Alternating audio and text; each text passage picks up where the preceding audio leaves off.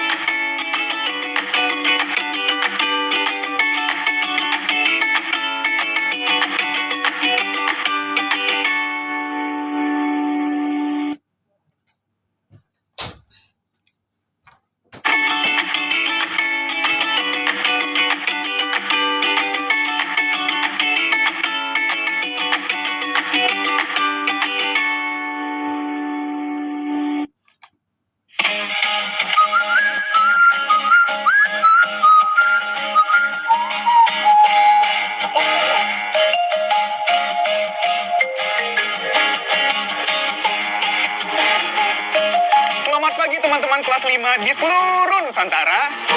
Senang sekali Kak Angga bisa belajar bersama kalian lagi.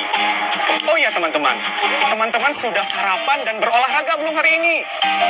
Kalau belum berolahraga, setidaknya teman sempatkan untuk peregangan otot ya. Yuk sebelum mulai belajar hari ini, kita berdoa terlebih dahulu.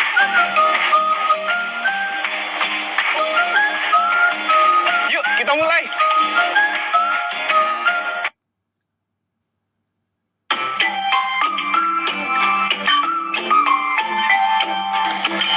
Lebaran nanti kita bakalan mudik nggak? Memangnya kenapa, Nak? Aku kangen main di sawah.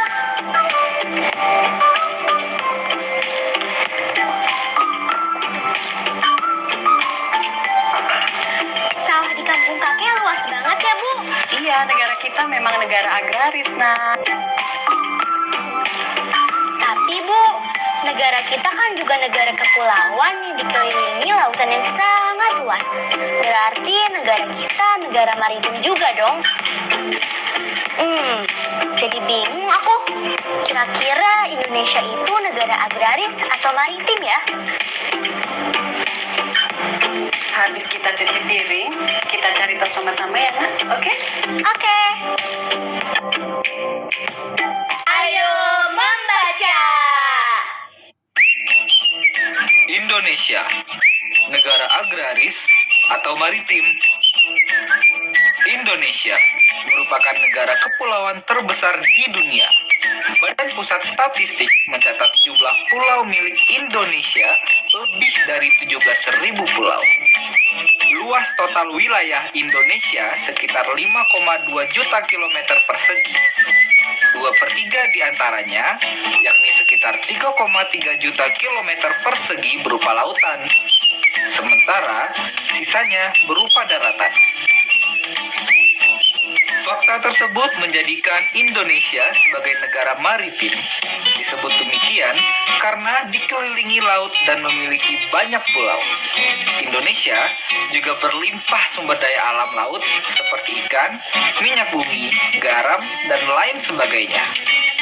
Kementerian Kelautan dan Perikanan mencatat jumlah nelayan di Indonesia sekitar 1,5 juta orang. Jumlah ini hanya sekitar 1% dari 138 juta orang angkatan kerja. Padahal luas lautan dan potensi kelautan yang dimiliki di Indonesia sangat melimpah.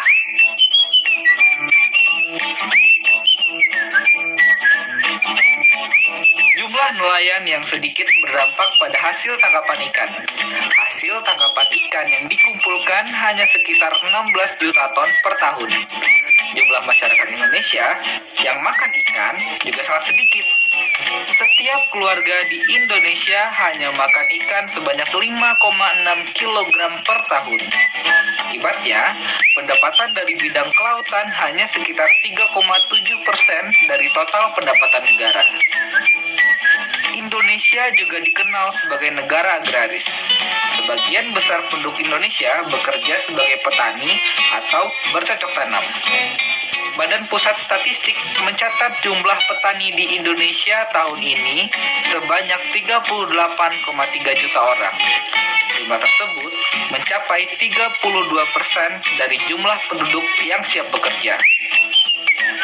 Meskipun lebih besar dibanding jumlah nelayan, namun jumlah petani menurun dari tahun ke tahun. Sebelumnya, jumlah petani di Indonesia mencapai 55%. Penurunan terjadi karena penduduk yang siap bekerja beralih menjadi pekerja pabrik. Luas lahan sawah di Indonesia juga terus menurun dari tahun ke tahun. Kini, luas lahan sawah hanya sekitar 7,5 juta hektar atau sekitar 75.000 km persegi. Penurunan itu akibat perubahan fungsi lahan menjadi pabrik dan pemukiman penduduk. Jadi, menurut kamu, Indonesia itu negara agraris atau negara maritim?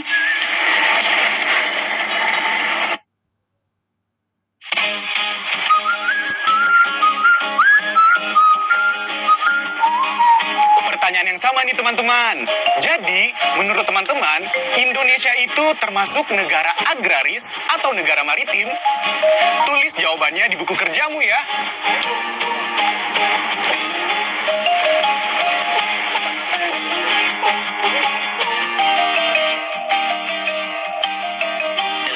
Pesan apa yang kamu pahami dari bacaan tersebut? Tulis dengan kalimatmu sendiri ya.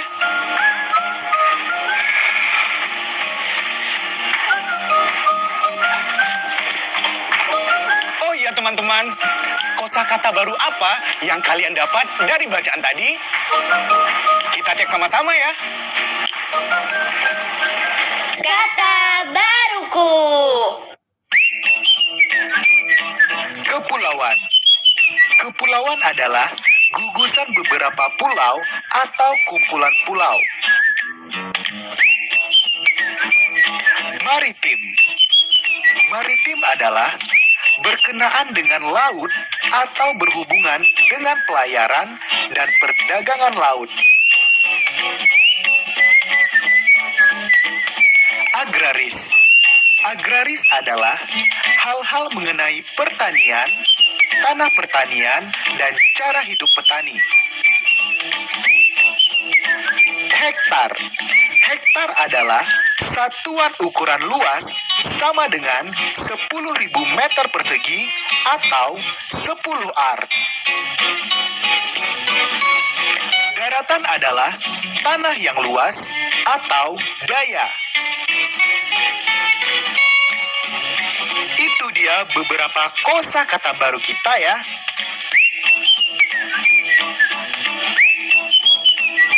Sekarang Kak Angga punya sedikit games nih. Ikutin ya. Ayo berlatih.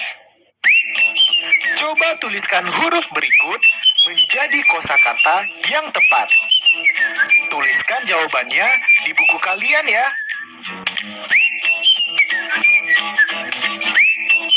Kata pertama, silahkan diutak-atik hurufnya ya teman-teman.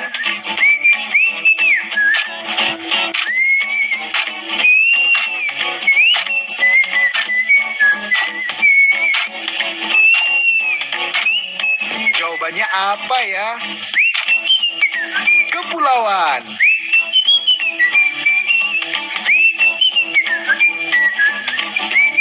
Kata kedua.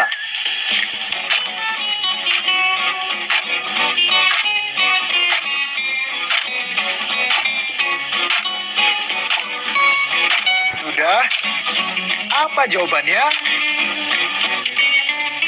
Betul. Wilayah. Kata ketiga. Silakan.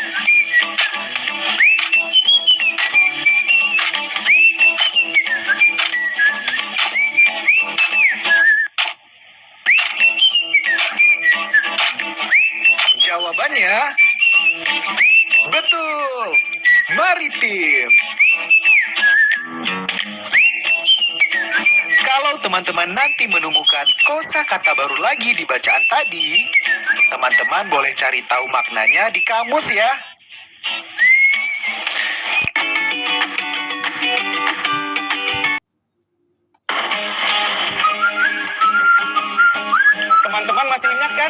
kemarin kita belajar tentang kawasan rawan bencana bersama Bima dan Kak Rian. Berikut adalah kawasan rawan bencana atau KRB Gunung Berapi.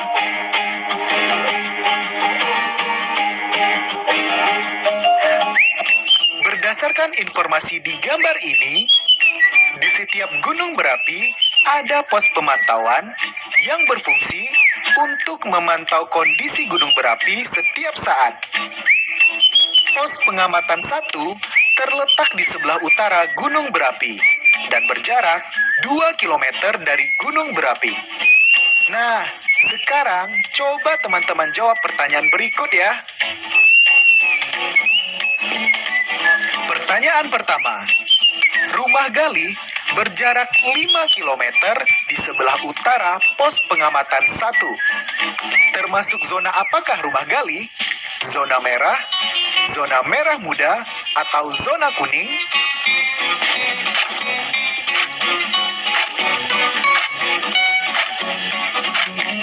Ya, ada di KRB 1 atau zona kuning.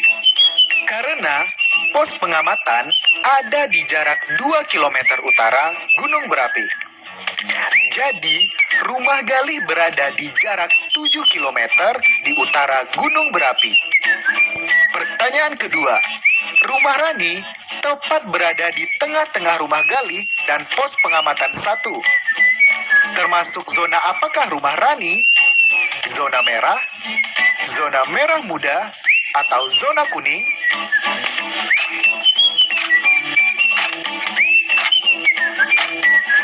Rumah Rani berada di tengah rumah Gali dan pos pengamatan.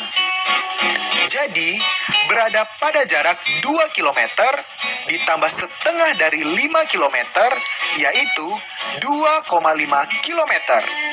Jadi, jarak rumah Rani 3,5 km utara Gunung Berapi, sehingga berada pada KRB 2 atau zona merah muda. Ayo menyimak.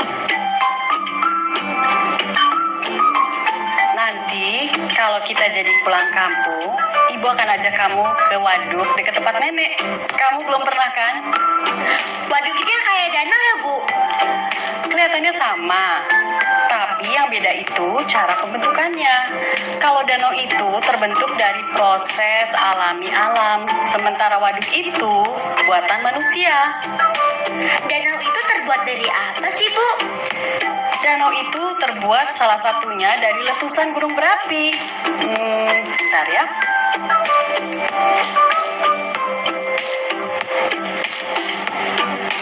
Nih, gunung ini yang ada di kampung nenek, dulunya gunung berapi. Sekarang sudah nggak aktif lagi. Oh, untung aja udah nggak aktif lagi. Kalau masih aktif, aku takut ke rumah nenek. Kamu bisa aja. Teman-teman, bisa nggak kalian memperkirakan luas danau di gambar ini? Cara paling mudah adalah dengan menggunakan pendekatan luas persegi panjang. Kita coba hitung sama-sama ya. Ini panjang dan lebar danau yang sudah diketahui. Panjang danau pada peta adalah 9 cm. Karena peta ini mempunyai skala 1:10.000, maka panjang danau sebenarnya adalah 9 dikalikan 10.000 sama dengan 90.000 cm, sama dengan 900 meter. Kemudian kita tahu bahwa lebar danau pada peta adalah 5 cm. Jadi, lebar danau sebenarnya adalah 5 dikalikan 10.000 sama dengan 50.000 cm, sama dengan 500 meter. Barulah kita cari luasnya dengan cara menghitung panjang kali lebar. Jadi, kita kalikan 500 meter dikalikan 900 meter, sama dengan 450.000 meter persegi. Jadi, luas danau tersebut kira-kira 450.000 meter persegi. Ayo mencoba.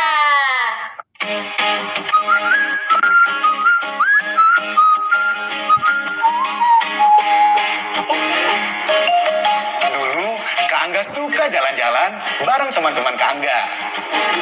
Nah, ini foto Kak Angga waktu di danau atau Situ Patenggang di Bandung. Salah satu pemanfaatan danau, selain sebagai ekosistem alam, danau juga sebagai tempat pariwisata. Ada lagi nggak ya manfaat dari danau? Kalau kalian tahu, tulis jawaban kalian di buku kerja kalian ya. Setelah itu, jawab soal berikut ini. Ayo berlatih. Perhatikan diagram batang dan diagram garis berikut ya. Diagram batang dan garis tersebut dibuat dari data yang sama. Amati kedua diagram tersebut ya. Kemudian, salin dan lengkapi tabel berikut di buku kerjamu ya. Berdasarkan data tersebut, jawablah pertanyaan berikut. A. Pulau mana yang memiliki dana yang paling sedikit? B. Pulau mana yang memiliki danau paling banyak? C. Banyaknya danau di Pulau Jawa dan Bali lebih sedikit daripada banyaknya danau di Kalimantan. Menurutmu, mengapa hal ini bisa terjadi? D. Berapakah selisih danau yang dimiliki Pulau Kalimantan dan Sulawesi? Silakan teman isi tabelnya, kemudian coba jawab dulu semua pertanyaannya ya. Nanti kita cek sama-sama.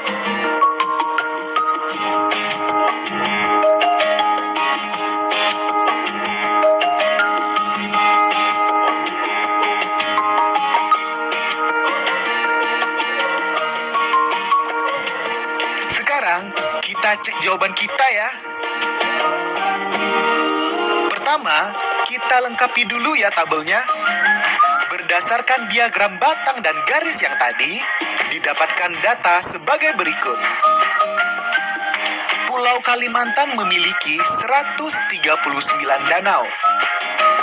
Pulau Sulawesi memiliki 31 danau. Pulau Sumatera memiliki 170 danau. Pulau Jawa dan Bali memiliki 30 danau. Dan Pulau Papua memiliki 127 danau.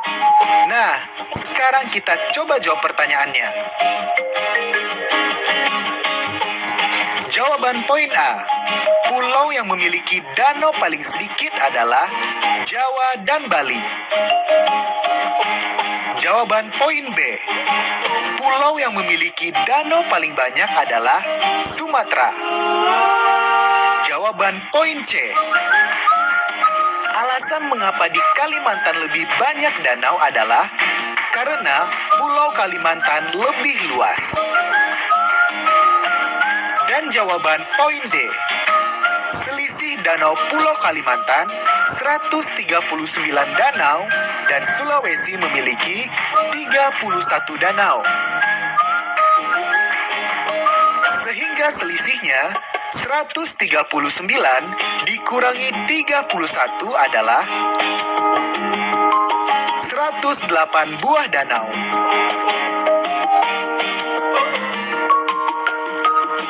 Gimana teman-teman? Apakah jawaban kalian benar semua? Kalau belum, jangan ragu untuk latihan lagi ya. Proyek kreatif minggu ini. Teman-teman, sekarang kita ke bagian yang paling menarik dari proyek kita, yaitu menciptakan erupsi gunung berapi. Caranya gimana ya? Ikuti Gaga terus ya. Pertama-tama, kita masukkan 2 sendok soda kue ke dalam gunung berapi yang sudah kalian buat.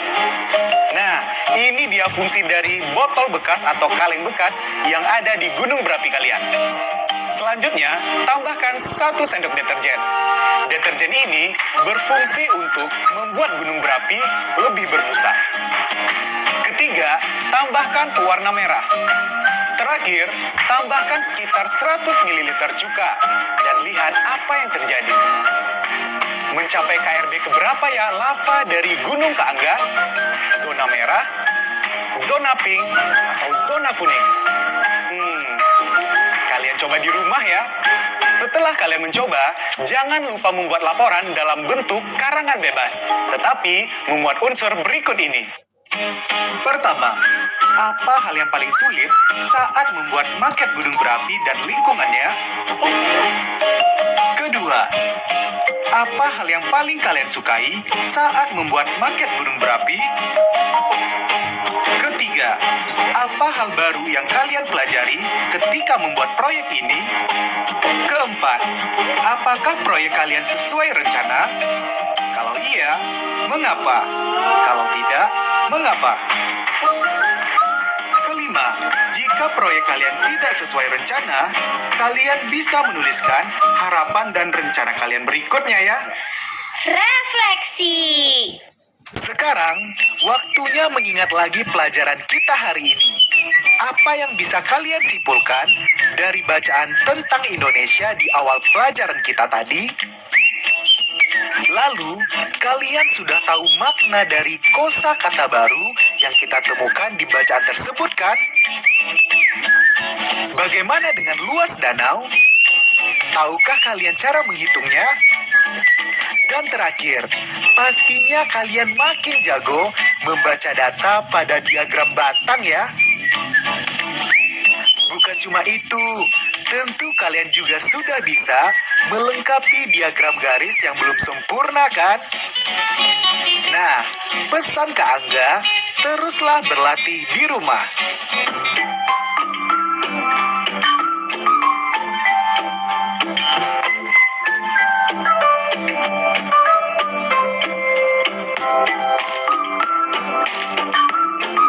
Seru ya teman-teman minggu ini.